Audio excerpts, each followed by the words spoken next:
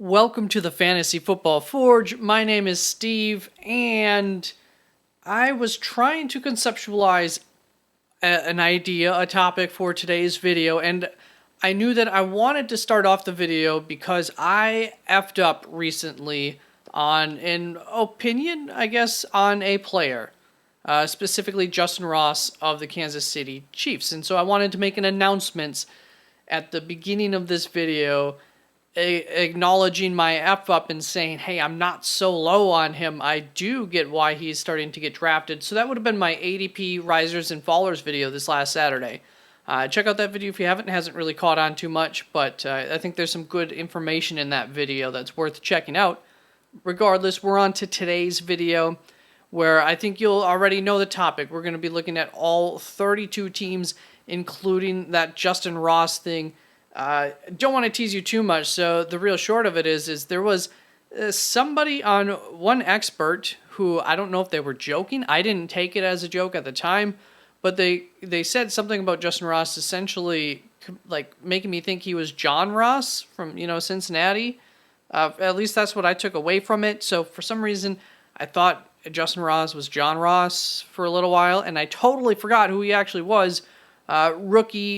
Undrafted rookie last season, but he was a guy who a lot of people liked a lot, including me for the draft class, and people thought he could go as high as the second round, probably third rounder, and in part that was because he was coming in with an injury into the whole process, apparently much worse as far as the prospects for him, at least as far as in NFL teams' eyes, because he went undrafted, but very, very talented wide receiver that actually does excite me from that team. So we will get to Kansas City when we get them. I will put little markers for each. I'm going to go through this alphabetically by division. I'm going to go through the AFC first in the order that you can see. I am on ourlads.com's website in order to show the depth charts and just end up picking up my number one top biggest sleeper for each team. Sometimes I will be dictating, hey, this would be my sleeper for standard league scoring. This would be my sleeper for full PPR scoring. There might be some other caveats that I will say at times, but let's dive right into this, starting off with the AFC East, starting off with the Buffalo Bills. And for the Bills, it's obviously not going to be Josh Allen. I shouldn't say super obviously. I mean, what's the definition of a sleeper? As somebody whose value is higher than where they're going drafted? I don't know. It depends how you exactly want to define sleeper, but there are going to be, I think, at least a couple of guys, maybe one or two, who aren't exactly going low, but they're going to make this sleeper list because I do think that they should be going higher. So I don't know if that falls into everybody's definition of sleeper. Gabe Davis could be an option. Khalil Shakir, I think, would be the obvious potential pick here, but I'm going to go with James Cook, going to be the starting running back. Damian Harris being there, potentially vulturing touchdowns away from him, does make him a little bit risky. So I don't entirely disagree with where he's being drafted. However, I think that there is a good shot of him outperforming where he's going drafted. He's going as the running back 31. I think there's a very good chance that he could be a RB2, and that puts him into RB3 territory. And so, very good team that he's going to be on. It's a good opportunity. It should be a receiving back. There's, I think, going to be a couple of changes with that offense overall and how it runs. So the more I think about James Cook, the more excited I get for the potential there. He did very good last season in a short stint. So now let's move on to the Miami Dolphins. And there's going to be several cuts in here because this website always has advertisements popping up that I don't really want to be in my video. Never know who gets angry about their name being linked to me, so that's the reason for some of the cuts. But I'm going to include both running backs, two of the three top running back options for Miami here. Starting off with Raheem Mostert, he is going as the RB 49, 137 overall, and I'm going to compare him to Devon Achane. So first of all, Devon, I don't know which one it is for sure. I think it's Devon though. Raheem Mostert going only 8 spots lower than Devon Achane in terms of the running backs. Raheem Mostert 49, Devon Achane running back 41. However, overall, that is a bigger spread going from Devon Achane being drafted ADP player 108 whereas on average, Raheem Mostert's going about 30 spots after that. I think that there's a very good opportunity for Raheem Mostert, and I do think that we're maybe undervaluing the fact that as Our Lads has him, he does appear to be the starting running back for a very good offense. And so for standard leagues, Raheem Mostert is going to be my biggest sleeper here, going pretty darn late to get a starting running back probably on a very good offense. And then there's Devon Achane, who probably won't be the starter, but might get just as much work, and he's a receiving threat, and thus he is going to be my full PPR or even PPR in general sleeper. I'm a little bit higher than him as to where I've been typically getting him in drafts, and I always go from half PPR. So value-wise, I do think that you can get him at a decent value, but also I think there's a very good chance of production. Got a frog in my throat, but I was wrapping that one up. Let's move on to the New England Patriots now. And for the Patriots, my initial gut feeling was to go with Devontae Parker here. However, I thought about it a little bit more, looked at the roster, and yeah, I mean, Tyquan Thornton should be one of the starters here. I think earlier in the offseason they had Kendrick Bourne out there, and I was a little bit worried that Tyquan Thornton's more going to be the backup to Devontae Parker. And so I was actually high on Devontae Parker coming into the season with my initial rankings. It's an opportunity for Tyquan Thornton, who's pretty much going undrafted, Devontae Parker going very, very late in drafts. One of them, I think, should end up being fantasy relevant and being a solid option at times throughout the season. Tyquan Thornton, highly drafted by the Patriots. He's a big playmaker, and I think that he showed last season in a few different times that the things that we thought he might be bad at, some short yardage work, just getting bodied because he didn't weigh a whole lot for his size, were things that were concerns. And I think that he kind of proved that, hey, he's mighty for his size. And so I like that even the weaknesses that we had concerns for, he kind of showed aren't maybe necessarily weaknesses in his actual game. Could be a breakout contender for this season. If there are no other running backs added, though, to this team before this season starts, Ramondre Stevenson, I think, will get such a huge amount of work that he's almost guaranteed to be a top 5 running back, and he's definitely getting taken later than that. And so if nothing happens there, Ramondre Stevenson definitely a guy to be targeting as we get into draft time. Let's move on to the New York Jets. And with the Jets, this isn't necessarily an easy one for me. I was going to go Mecole Hardman, and then I was going to go Conklin. At the end, I went with Lazard because I do have him ranked like the highest. As far as tight ends, being the tight end 14, 16, really doesn't bring a whole lot of value to your team. So I also wanted to add some value. And the part of the reason that I backed off of Mecole Hardman here is I like him a little bit more for best ball, where you don't need to predict that. I hate how this website jumps like that. But Randall Cobb is probably, whether the coaching staff wants to or not, just because of Aaron Rodgers, going to find his way on the field a little bit and eat into, most likely, it would be the role of Mecole Hardman. But Mr. Steady Eddie, he's always been there for Aaron Rodgers. Allen Lazard doesn't have to be the face of the wide receiver core this season. I never thought he was made for it last season. That's why I wasn't drafting him. Now that he doesn't have to do that, he's going to have Garrett Wilson to take off a fair amount of that the attention from a defense, and same with even out of the backfield, Breece Hall, to make defenses not be able to key on him. I think he gets enough targets in any and every single game that he'll be a solid Mr. Fix-It for your roster. Weeks where you have bye week concerns, weeks where you have injury concerns, you don't have to go out on the waiver wire. So we're going to move on to the Ravens while that is loading up here.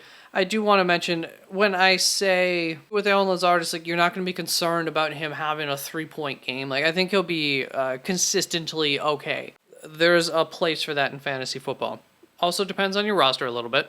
So when it comes to the Ravens, moving on to the AFC North, Rashad Bateman is only going one spot higher, ahead of Allen Lazard. Part of the reason, as you can see up here, he is on the PUP list right now. And so there's major concerns. So this isn't necessarily I'm saying like, oh, you need to be drafting him higher than where he's going. This is another one where, especially if he goes at that point in the draft, he could end up being an absolute stud for your team that you're able to get at a fairly good price. Moving on to the Bengals, and I am trying to keep these brief but somewhat descriptive because I don't want this video to be incredibly long. There's not much sleeperness on this roster. However, I do think that Joe Mixon going at the RB17, I have him ranked RB12, I believe, right now.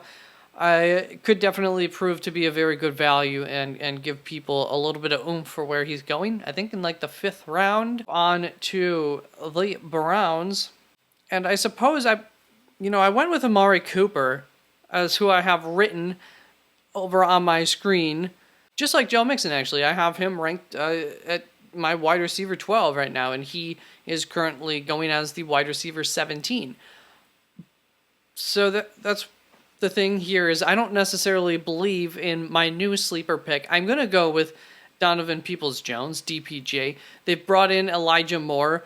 They drafted Cedric Tillman. These are all reasons why we don't like DPJ a whole lot this season, but we've seen it before. He's proven it. I don't know, did you just hear that? It wasn't me. It was my hands. So DPJ could have another good season, and for where you can get him in drafts or undrafted, I'm not suggesting you go for it, but could be proven to be a sleeper. Looking at the Steelers, I wanted to say Deontay Johnson. His ADP has risen. He's getting taken fairly. George Pickens, I don't think there's a whole lot left of meat left on the bone for where you draft him. Kenny Pickett, I don't really think has that much upside, even if he is a much better quarterback. Najee Harris, I think, is being rightfully respected as far as where he's getting drafted. But Pat Freiermuth, I think, is getting a little bit disrespected. So we're going to call him our sleeper for the Pittsburgh Steelers.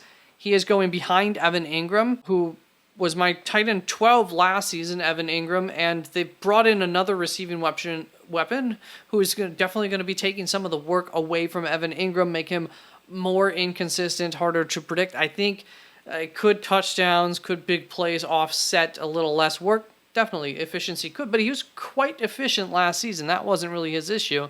It was actually the touchdown thing early season, and once that started to come together is when he started to become more fantasy noticed by the fantasy community. I was ahead of that one. But compare that to Pat Freiermuth, who in my EV system was the tight end number 7, so 5 spots higher than Evan Ingram, and he's coming into his 3rd year as a, things are only looking better for this team. I believe it's his 3rd year, right? He hasn't been in the league for 4 years yet. So 3rd year as a player in the league, often a nice breakout year for tight ends. Gets Kenny Pickett in with his 2nd year, got some experience last year playing at least. Should see some increases in efficiency, touchdowns, overall plays maybe for that offense this season. So I'm not saying I think that Pat Freiermuth is going to finish as a top 3-4 tight end or anything, but he should be a nice, steady Eddie, consistent guy yet again. It's real simple for the Houston Texans for me.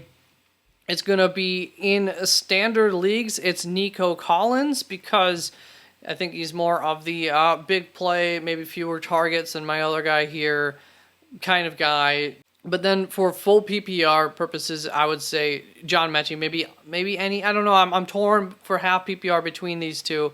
I like them both as sleepers, but John Mechie could be absolutely doused with targets this coming up season. Could be the safety blanket kind of for CJ Stroud and just get open. Very talented 2nd-year guy who wasn't able to play last season because of cancer. Let's move on to the Indianapolis Colts. And it's going to be a similar argument here than the John Mechie. I'm going to go with Josh Downs winning this job over Isaiah McKenzie, and then, or at least at some point maybe coming in, and then being the safety blanket for a rookie quarterback. I think that's very mumuch possible. Josh Downs is not one that I am targeting necessarily. I just don't think there's going to be enough work in that offense. And as much as I like Anthony Richardson and don't know that his accuracy was all of his fault in college, there's still enough concerns there, and there's enough wide receivers out in the world that I'll take other shots. On to the Jaguars, we're going to get a running back here, and it's going to be Tank Bigsby, and this is really for standard leagues When it comes to full PPR leagues, half PPR leagues, I don't know that I have. But Tank Bigsby for standard leagues, I do think that this team last year drafted Snoop Connor, a similar kind of North and South runner, but I think they did that last year, hoping that this season they wouldn't have to spend a high pick on a running back that they know could come in and fill a role that I think they were hoping to fill last season on that offense that Travis Etienne just can't do, being such a small little guy in that North and South bang 'em up kind of role. So I think Tank Bigsby is going to get work. I do think that's going to eat a little bit away from Travis Etienne, and he could be a touchdown vulture, and this could be a very good offense, and that touchdown work could end up making him fantasy relevant to a pretty high standpoint. So he's somebody's 0 RB or anything like that. I definitely have him on my targets list. Now let's move on to the Tennessee Titans up next. And nope, it's not DeAndre. Nope, it's not Treylon Burks. Nope, it's definitely not Nick Westbrook-Akina or Kyle Phillips. It's not Chig Okonkwo. Everybody seems to love him. I'm not on an island there. It's not Derrick Henry. He's getting drafted just fine. It's Ryan Tannehill. This offense got a whole lot better. Our faith that Ryan Tannehill should be the starter for the entirety of the season should all be renewed with DeAndre Hopkins joining the team. Does this mean I'm drafting him in a single quarterback redraft league? No, but I think you could find yourself looking on the waiver wire and seeing Ryan Tannehill come off of the waiver wire early on in the season, or if there's an injury, or if you have an injury, he might be the guy that you're looking at. And that's going to bring us on to a new division. I didn't even announce the last one, the AFC South. We're going to go on to the AFC West with the Denver Broncos. And this is one that unfortunately just happened because of a big injury. Speaking of injuries, Saturdays I will be doing weekly recaps for news from that week, which is definitely going to be a lot of injury news this time of the season, unfortunately. And right now, Tim Patrick just tore his Achilles totally. He's out for the season, unfortunately. He was probably going to would have, been the sleeper, I'm sure, in this video. But I moved Marvin Mims up in my rankings. Tim Patrick was the guy I figured he'd probably have to beat out in order to get onto the field at some point in the season. And the high upside was that Tim Patrick's performing, but Cortland Sutton's struggling due to age or something, and Marvin Mims advances, and there's none of that to worry about anymore. Marvin Mims is going to be on the field. It's happening. So I moved him up. I ranked him. He is now the third rookie wide receiver in my rankings. And I moved him all the way up to my wide receiver 49 spot, and I'm tempted to go higher than that with him. Marvin Mims should be absolutely flying up draft boards now. He's going to have a good opportunity ahead of him with very little reason to doubt that he won't be one of the top 3 wide receivers for that team. And that's going to bring us to the Kansas City Chiefs, who, oh my God, I'm so sorry, Justin Ross, for disrespecting you. I totally forgot who that was. Mentioned this at the beginning of the video, but if you just jumped around, I recently kind of was like, whatever, Justin Ross, like, what are you doing, people? Why are you drafting him at the end of drafts? I know that there's been a bunch of this, camp talk, but camp talk happens for guys. But Justin Ross, so the argument over a guy like Rashee Rice is this is an offense that typically has not been, the narrative at least is that it's not easy for rookies to get a hold of this offense, of the lingo for this offense. And I think that was more of an excuse by a lot of people who liked Sky Moore in the draft process last season, and maybe even coaches, if that came from somebody like Patrick Mahomes, coaches, teammates, kind of giving Sky Moore a little bit of an excuse for not really catching on last season. But there's probably some truth to that, and there's also some hesitancy to that for a guy like Rashee Rice. I don't know how true that is or not. In this offense, we're looking for a playmaker. We're looking for that Tyreek Hill kind of guy. And Justin Ross could be that. He, once again, was expected to go as high as the second round last season. And I think if it wasn't for some injury concerns, the narrative on him would have been as high as the first round, probably a second rounder. And for whatever reason, the medicals were not very good on him. He ended up going undrafted, gets picked up by Kansas City. does the things that you do when you have a major injury. And here we are over a year later, and he's healthy for camp. And he's a guy, this is the spark that could come out of nowhere and absolutely be a league winner, Justin Ross. So I get it. Go right ahead, draft him late. So sorry for the disrespect. I have not moved him up in my rankings. I put him in my rankings.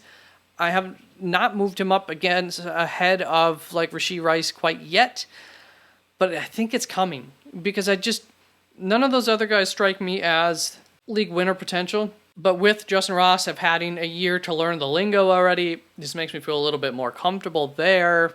And so I think there's a good shot. Let's move on to the Las Vegas Raiders here.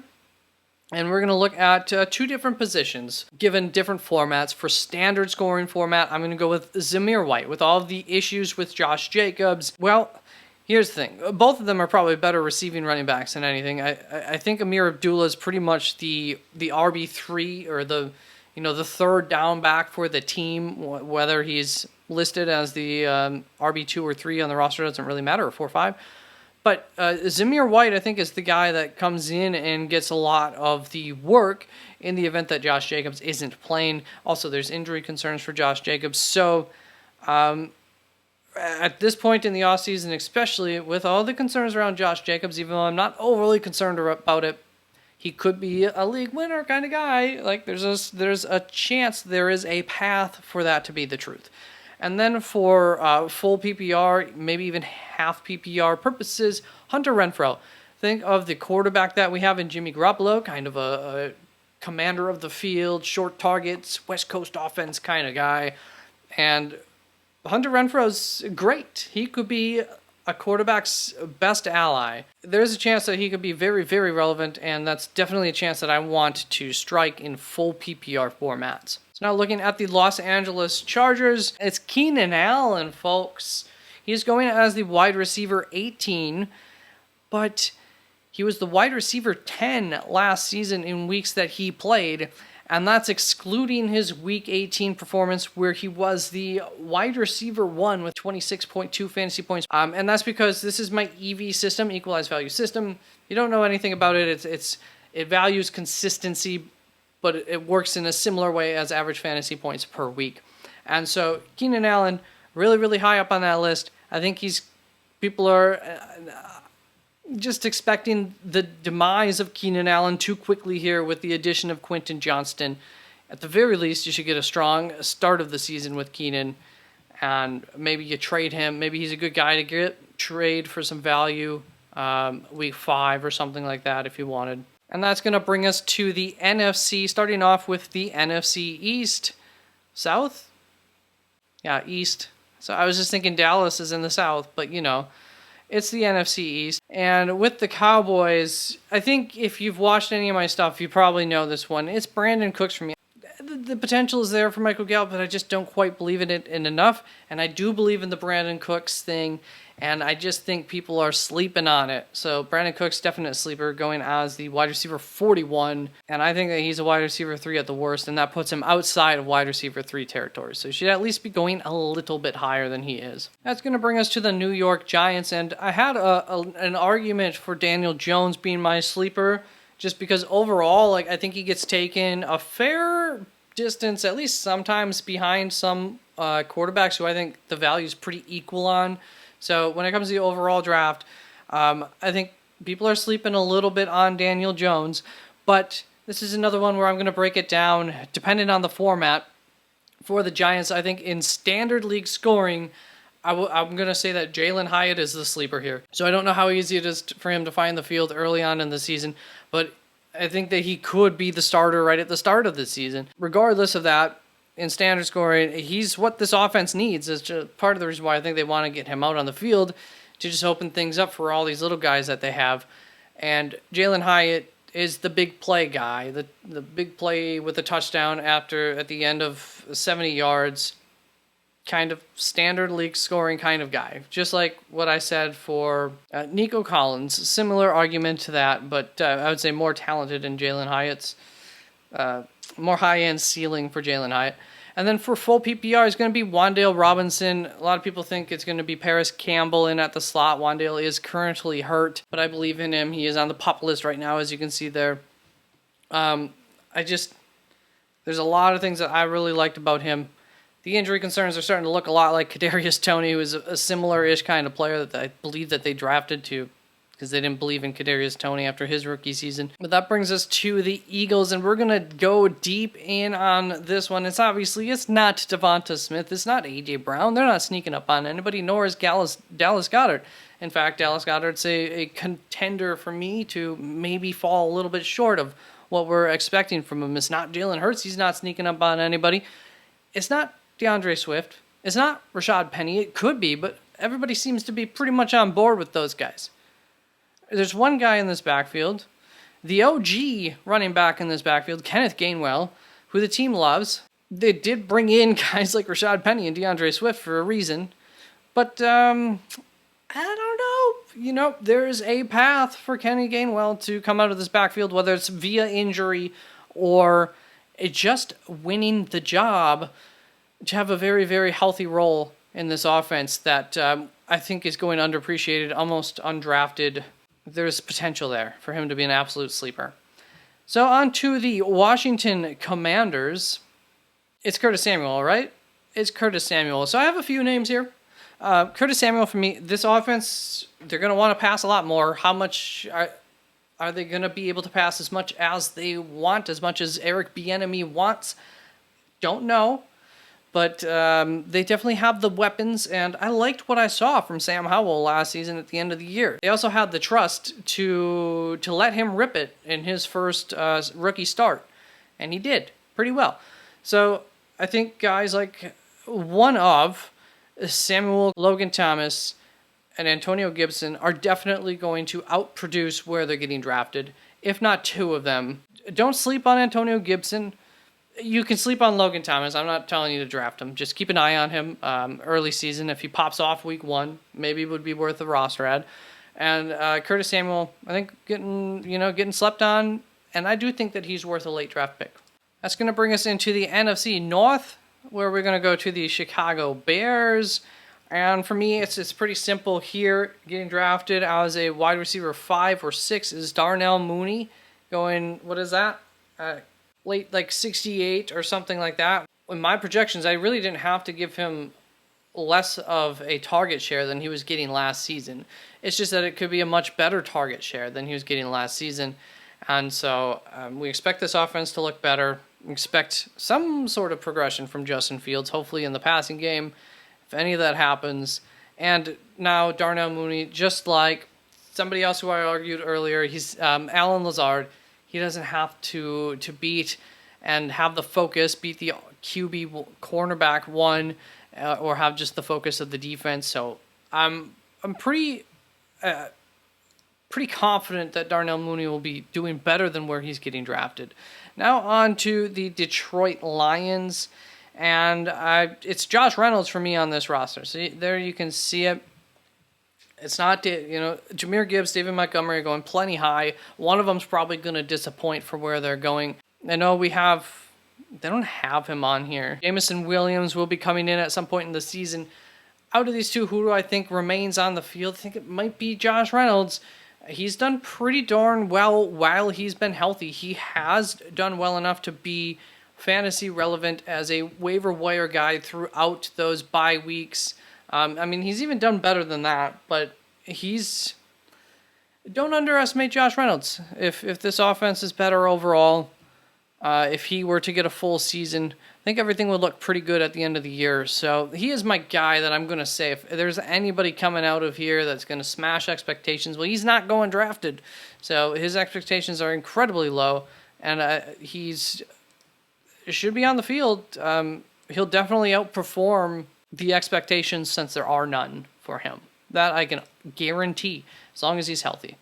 Now on to the Packers, and we're going to get one of these. I actually have 3 guys for all 3 different primary formats. Starting off with A.J. Dillon for standard league formats. There's a chance that this offense, it's already come out news that this offense going to be, a play action, not run and gun, but a play action, team, which I think means you want the threat of the run up the gut to collapse defenders so they're not coming out off of the edges in play action, because your quarterback takes a deep step, takes a while, whatever.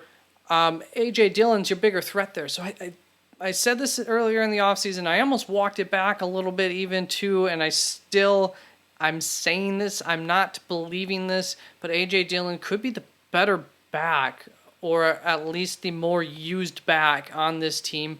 For fantasy purposes, the receiving work for Aaron Jones would probably at least equalize those things, but A.J. Dillon might be in line for an increased workload and just changing up the style identity of this offense in order to fit Jordan Love, especially keeping him comfortable this season, might be a little bit more geared towards an increased workload for A.J. Dillon. Then at the other end of the spectrum, we have two wide receivers here. So for full PPR, the other end of the spectrum is going to be Jayden Reed. He could very well be the comfort for Jordan Love. And assuming Luke Musgrave is the starting tight end and not Tucker Kraft, Luke Musgrave's more of the vertical, big playmaking tight end.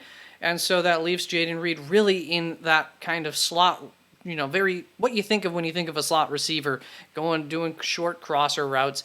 It would leave probably just him and Aaron Jones when Aaron Jones is on the field, which I think could be less anyways, to be that safety blanket when guys don't get open for Jordan Love.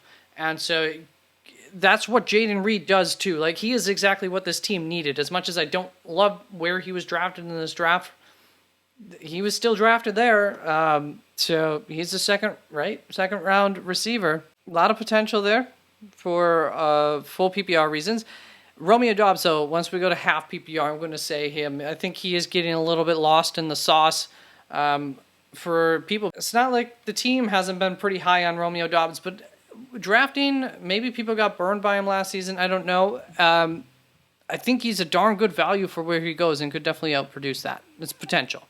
I don't target him. But sleeper. Now moving on to the Vikings, and this becomes easy for me. So it's not KJ Osborne. I don't think that's going to happen. But Alexander Madison's going pretty late in drafts still, going as the RB. Did I write it down? I did not write it down, but he's going behind guys like Cam Akers, Dalvin Cook, Damian Pierce, J.K. Dobbins and I understand going behind J.K. Dobbins if there was no concerns around J.K. Dobbins, but that situation's looking pretty ugly. There's no real questions about the Alexander Madison situation. The team is set on giving him the backfield, and so it could be a pretty good backfield, pretty good offense. It's not the best of all backfields, but it's better than, I don't know, RB24 or something that he's going as. I think I have him as my RB18, and he'll definitely be a target of mine if he continues to fall in drafts a little bit. That brings us on to the Atlanta Falcons. And who is my target here? We're going to skim through these. Mac Hollins or Kyle Pitts? So, yeah, take your pick. I don't know. I mean, Kyle Pitts is going pretty darn high in drafts, but I do think that if there's any tight end who could, outside of Mark Andrews, who could be the tight end number one this season, Kyle Pitts is up there. And Mac Hollins being the wide receiver 2 on this team, it's tough to pick a sleeper on that team. Who I should have picked is Tyler Algier. I think people might be sleeping on that a little bit. I think he's over 1,000 yard rusher as a rookie. But if there's anybody, I don't think that he, outside of an injury, I don't think that he actually is a game changer for your team, whereas Kyle Pitts could make or break your team. I should say make it for where he's getting drafted, or break it. Let's go on to Carolina. So it's Terrace Marshall Jr. So you can see part of the reason here, Jonathan Mingo behind him on the depth chart. So that's why people aren't high up on Terrace Marshall, because expecting Jonathan Mingo to take the job from him, it's not a guarantee, at least early on in the season. In my original projections, Terrace Marshall had fared really, really well in my projections. I think there's an opportunity that if it's these three guys on the field, a lot of the time, Terrace Marshall could have a breakout season and be a wide receiver 3. That could happen. Sleeper potential. Saints are up next. for the AFC South. And here's another one, full PPR. I'm going to go running back in Alvin Kamara because if he's only suspended for 2 games, maybe he doesn't get suspended at all. I don't know. He's going to be one heck of a steal in drafts, most likely, unless he really just doesn't see the end zone like last season again. Even then, he should be able to, I think he would pay off for where you're getting him in drafts unless he's suspended for like 6 weeks. And on the other side, for standard leagues, I think the sleeper here is Rashid Shaheed. Same thing as some of the other guys. Big play kind of guy. Don't know that the target share will quite be there for half PPR, full PPR especially. But the big plays are a little bit more valuable in standard leagues. The touchdowns are more valuable. That's going to bring us to the Tampa Bay Buccaneers.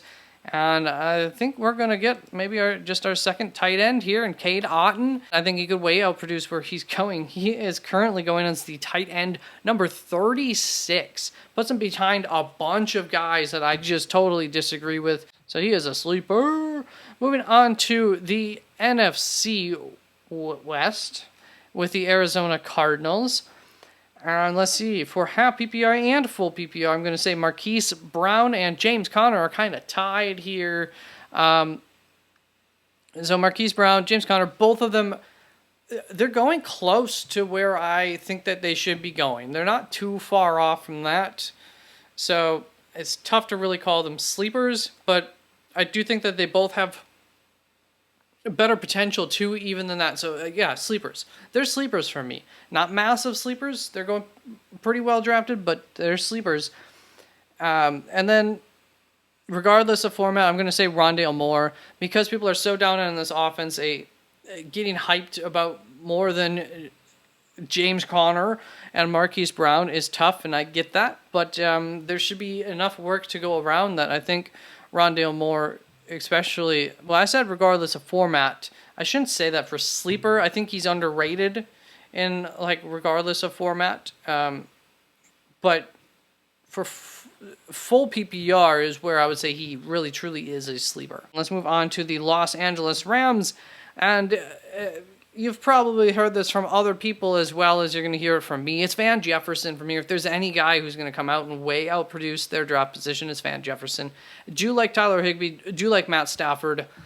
I think they could both be, I don't know about league winner for Tyler Higbee, but he could be a valuable asset for whatever team gets him, wherever they get him in the draft. He's not going to be going too high. And Matt Stafford could be a league winner at quarterback, and Van Jefferson in that event would probably be a part of the reason why. Which brings us to the San Francisco 49ers, who I've picked Brock Purdy, one of the rare quarterbacks for me. It's going to be my number one sleeper here. He's going as I think it's like the quarterback 25 right now. Last season, he was the quarterback 10 via my EV in the games that he played in. Considering how well he did in those games, he's not a big ceiling kind of quarterback, but he does have a very good floor. And sometimes that's all you need on a team.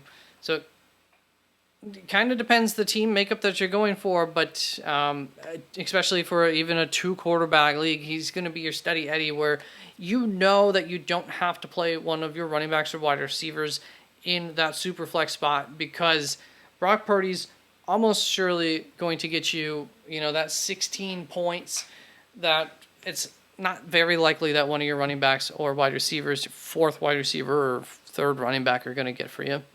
And that brings us to our last team. We're going to finish this up with the Seattle Seahawks. I really just hate all of these things popping up. So for the Seahawks, you probably think that I'm going to say Tyler Lockett, but is that who it is? Maybe it's Zach Charbonnet. No, I don't think he's a sleeper without an injury. I mean, then, of course, yeah, sure. But I think Kenneth Walker gets enough work. Probably DK Metcalf, right? Everybody loves DK Metcalf. Well, yeah, everybody loves DK Metcalf. He's going higher than I think he should be going. Jackson Smith-Njigba, well, everybody loves him too. He is finally, people are coming down to earth on drafting him. But you were right. I am going to say Tyler Lockett. I think he's wholly being underappreciated going as the wide receiver 28. He was the wide receiver 15 in 2022, whether you want to look at average fantasy points per week or my equalized value system. Either one, wide receiver 15, going all the way back as wide receiver 28. I mean, I get it. We brought in a guy here in Jackson Smith-Njigba, but just like Keenan Allen, you're writing the obituary a little early here, folks. I think. I mean, I'm usually too early on the obituaries for guys. So when I'm not, I'll probably be wrong. But I think Tyler Lockett is one heck of a value. Could help a team be much better than the ADPs might suggest coming out of a draft. So that is it for this video. I hope you like my sleepers. Let me know who you agree with, who you disagree with. I know I played around with the definition of sleeper here at times, but too bad. So sad. And I will see you Saturday with the news update on all the most recent injuries. It's a pretty quiet day here on Tuesday, so keeping our fingers crossed nothing too exciting happens the rest of the week.